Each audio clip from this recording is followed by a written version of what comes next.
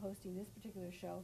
And with us, we have Michelle Joy from Vermont Yankee, and Bruce Lawrence also, and Tony Vanella, also all workers at Vermont Yankee. And we wanted to continue the discussion of the safety of the Vermont Yankee so that you would know that your neighbors are working there and how they view their job, and you can make assessments on their character, their commitment to not only the job site, but also to us as residents of this area. So, Joy, Michelle, let's start with you. What is your major focus when you operate this, you're one of the operators? Yes. Okay. What are the tests you have to do when you come into the plant? Anything that they double check you to make sure you're ready to go for work? Well, I guess it kind of starts 9 years ago when I started working at Vermont Yankee, and out of the 9 years I've been here, I would have to say I've been in training for 5 of those 9 years, whether it's initial license training or just my initial programs. I started off in chemistry, and coming into operations, it was a 8-month-long training program to be an auxiliary operator, which is an operator that works in the plant, operates the equipment that's in the plant that's can't be operated from the control room, essentially. They're the eyes and ears of the power plant. And then I went through an 18-month-long training cycle for my license, and that was granted to me from the government, from the Nuclear Regulatory Commission, and that was pretty vigorous testing, and it's a very long and trying process, as Bruce can attest to. And what was your background before you went into this? What was how does one prepare and think that they're going to want to run a nuclear power plant? Well, I really stumbled into it. It's kind of funny. I went to Keene State College. I was a chemistry major and a biology major, and I was looking for a job to keep me occupied before I decided to re-enroll into school. And I was hired into chemistry as a chemistry technician because I had the background for chemistry, and they haven't been able to get rid of me since. Okay. And Bruce, what is your training been like, but also your background? What drew you to this field? Well, I got out of college and I had a degree in engineering. Went to work for a local engineering company in town here. And after a few years of that, there was an opening for the town of Brattleboro. So I worked for the town of Brattleboro down at their sewage treatment plant for 9 years. Mm-hmm. And then it got to the point where Entergy, well, it was Vermont Yankee at the time, was hiring extra help because of 3 Mile Island issues and that sort of thing. And I thought I'd like to try something a little different. And those issues you're referring to, once 3 Mile Island happened, the Nuclear Regulatory Commission realized it had to step in and have additional training and additional staffing, safeguards. Redundancies. That's correct. Redundancies are if one switch fails, there's 3 more down the line which will kick in. Exactly. And you're the safety person, Tony. So what's your background been? My background is in radiation protection. I started back off in 1978, August of 1978, down in Florida. And basically, I started off as a deconner and then worked my way up into health physics. And thought it was very interesting on the safety aspects of how a nuclear power plant runs. And I came up here for a 2 or 3 week job, and I've been here since November of 1988 and never left. And one of the reasons why I came here as a contractor was to see the different sides of the country. And it was really, fell in love with Brattleboro, not just Vermont Yankee, but the whole town and the area and how people live here. And it's been great, and the community is great, and I want to contribute more to our community. Yeah. So I'm hearing that you guys chose to be here. That's correct. This was certainly a place that you could support and like. But I'm also hearing a strong science background, a strong inquisitiveness, and that means you typically science is you want to find out more and more about this stuff. How has that, Bruce? How has that helped you feel really? I mean, working at the sewage treatment plant is one thing, and that's very technical. Yes, people smile about that, but yes. that's a very technical operation. Right. And the nuclear plant's even more levels up. It's quite a few levels up, yes. A lot more training, a lot more knowledge goes into it. sewage treatment plant in Vermont, you are licensed by the state basically as an operator. A power plant, nuclear plant, you are licensed by the federal government. So add a lot of So regulations, add a lot right? of regulations, a lot of requirements. Yeah. Anything you want to add to that, Michelle, about the science and your inquisitiveness? And I guess where I'm going to end up with this question is, when you hear criticisms of what's going on and people who are anti-nuclear make statements about this, that, or the other, what is that? I mean, I think I've heard people say they're told that's totally a falsehood, it's totally made up, or what does that do to you?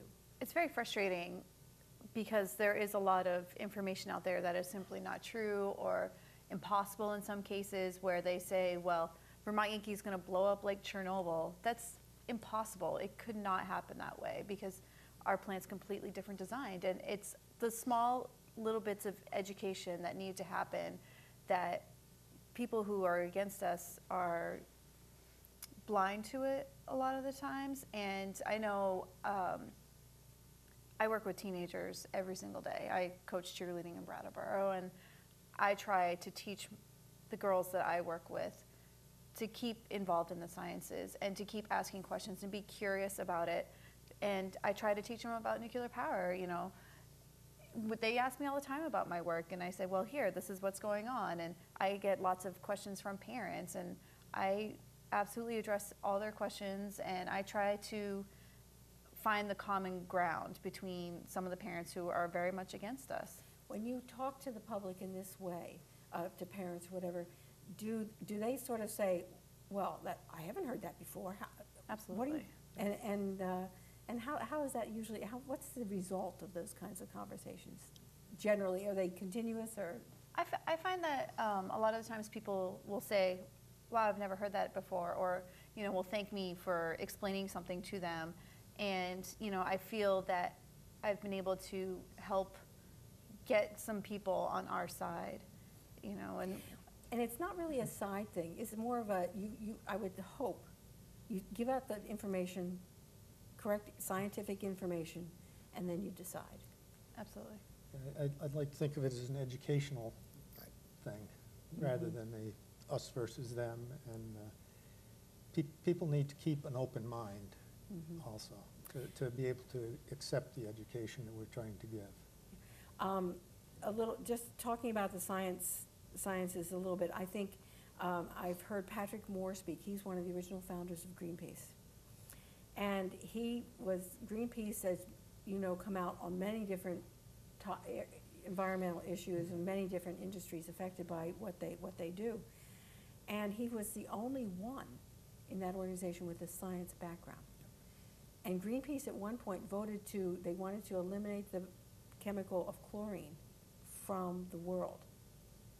Well, it's on the periodic table. Yeah. Yeah. It hugely saves millions of lives every year because it purifies water to where it kills bacteria, which would kill us faster than eating a lot of chlorine, which we don't do. We eat it, we have it in just controlled amounts. And that they wanted to work to eliminate that, which would have caused millions and millions of deaths. So I think the public has to understand that often you're getting information from a non-scientific source, and it's very frustrating. Yes. Yeah. It's very frustrating too, because I think education is the biggest part of nuclear power. People just don't understand it. And the people that are anti-nukes against Vermont Yankee don't understand that we are self-identifying. We have self-identified leaks. So if you have a leak in your faucet, you don't call a plumber right away. Yeah, you turn it, you tighten it, you try to tighten the bolt, make sure it doesn't leak anymore. We identify every leak at Vermont Yankee, we report it, and then if the anti-nukes get a hold of it, they say Vermont Yankee's leaking again. And it's kind of a bad rap for us. And it's very frustrating as what I see go on at Vermont Yankee, what I see in the paper, and what I see how people anti-nukes talk about Vermont Yankee. So my point is that if you understand nuclear power, get involved, get educated, come see us at Vermont Yankee, get a hold of Larry Smith at Public Affairs, come look at our simulator at Vermont Yankee at the corporate office. Understand nuclear power before judging us. Right, we have great websites out there to help educate the public about that.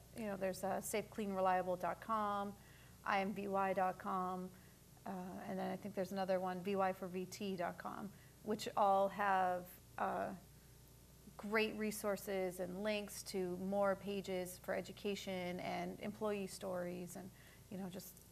And the comment will be from, because, after all, we are here in Brattleboro, will be, well, those are all, biased to the extreme on the other side. Of course they are. But it goes on both sides of the coin that way, everything. So then the public's caught in the middle. Who are you going to believe? Right.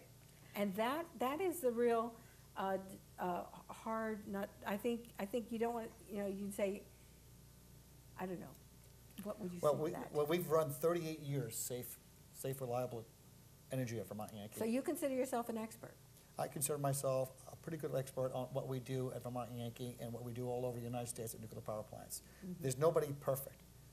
We've had a couple hiccups. We deal with them. We work with them. We are self-identifying. That's what we do, especially below the limits.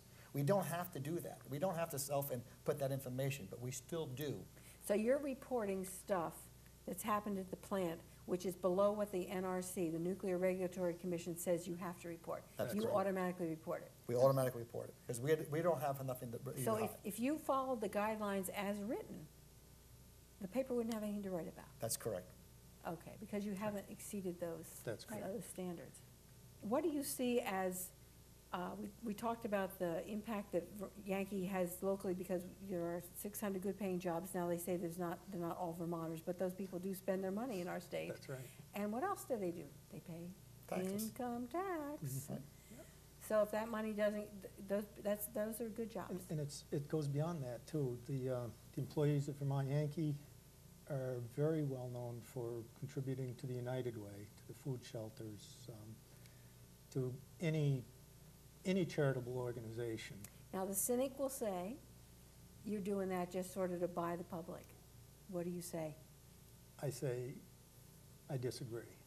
Okay. The employees themselves are the ones giving the money. Right, it's individual It is- contributions. it Comes out of it our is not- our pocket, that's right. not Entergy's We pocket. So- do have, So you're saying the you really care about the community then? individuals care We about the community, we do a yes. lot for the Boys and Girls Clubs in Brattleboro That's here. We right. went over there, remodeled their building on our time, not getting paid from it by Entergy.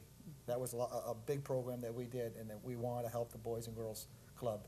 There are a lot of people out there who don't have the food, don't have the places to go to hang out. And the Boys and Girls Clubs are very important to this community. If they stop funding it, we stop helping funding from our own pockets and contributing time from Entergy's giving us the time to work on it is huge. They would lose a lot. And you'll see that Vermont Yankee employees are your coaches, and they are Boy Scout leaders and are board members of different local communities, and we're highly involved in our community here. And when we go, so does all that. Mm-hmm. And the spouses. And the spouses, which also contribute, and That's the correct. families. Absolutely. And the families. children in the schools. That's Right. right, And all that stuff. yes. Yeah. Well, there's no doubt that, it would take years for this particular area especially, and for the state. I think they said till 2032, so 20 years. Exactly, which is interesting because Curious. that's a separate economic report, and that's how long you're asking for the license Right. to be extended. So that's sort of interesting, the years coincide. If Yankee were to shut its doors, is there any substitute power that would be generated from that facility? Anything that could go on down there, or, I mean, it's privately owned by Entergy. Right, you've heard, I've heard, we've all heard comments, put in a gas plant there or something. Well, Where's the gas? it's easier said than done, that's right. You gotta get the gas there. If it's coal, you gotta put coal plant, whatever. You've gotta get the other fuel there to begin with. Mhm. Secondly, it's a nuclear plant right now. You can't just take the nuclear out of it. How long will and that put- nuclear